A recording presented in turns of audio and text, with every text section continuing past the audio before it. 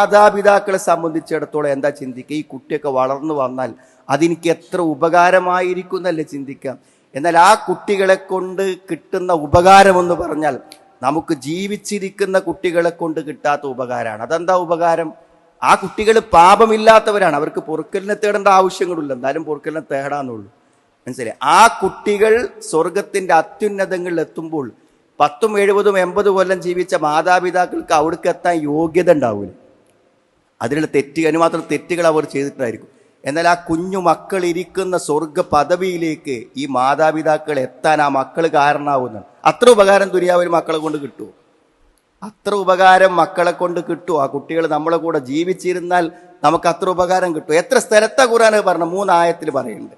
ജന്നാത്തു അദ്നിൻ യദ്ഖുലൂനഹാ വമൻ സ്വലഹ മിൻ ആബാഇഹിം വഅസ്വാജിഹിം വദുർരിയാതിഹിം വൽ മലായികതു യദ്ഖുലൂന അലൈഹിം മിൻ കുല്ലി ബാബ്.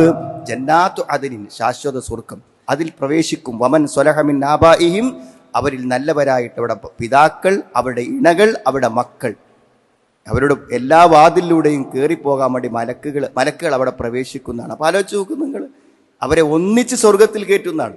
തുടക്കത്തിൽ ഓതിയ ആയത്ത് വല്ലദീന ആമനു വത്തബഅതുഹും ദുർരിയതുഹും ബിഈമാൻ, വിശ്വാസികളായ ആളുകൾ അവരെ അതേ ഈമാനിൽ പിന്തുടരുകയും ചെയ്ത അവരുടെ മക്കൾ, അൽഹഖ്നാ ബിഹിം ദുർരിയതഹും, ആ മക്കളെ ഞാൻ അവരോടൊപ്പം ചേർത്ത് കൊടുക്കും. വമാ അലത്നാഹും മിൻ അമലിഹിം മിൻ ഷൈഅ, അവിടെ പ്രവർത്തനങ്ങളിൽ ഒന്നും ഞാൻ കുറവ് വരുത്തൂല എന്നാണ്. റബ്ബനാ വഅദ്ഖിൽഹും ജന്നാതി അദ്നില്ലതി വഅത്തഹും വമൻ സ്വലഹ മിൻ ആബാഇഹിം വഅസ്വാജിഹിം വദുർരിയാതിഹിം ഇന്നക അൻതൽ അസീസുൽ ഹകീം. റബ്ബേ, അവരൊക്കെ നീ കുടുംബങ്ങളെയും ബന്ധുക്കളെയും മക്കളെയും ഒക്കെ നീ സ്വർഗത്തിൽ പ്രവേശിപ്പിക്കണേ എന്നാണ്.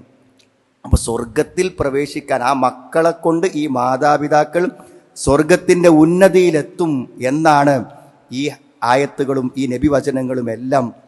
അവരവിടെ കണ്ടുമുട്ടി മാതാപിതാക്കളോടൊപ്പം എങ്ങനെയാണ് നമ്മളിവിടെ ജീവിക്കാൻ വിചാരിച്ചത് മക്കളൊപ്പം, അതിനേക്കാളും ആനന്ദകരമായ സഹവാസത്തോടുകൂടെ അവിടെ അവർ വരുന്ന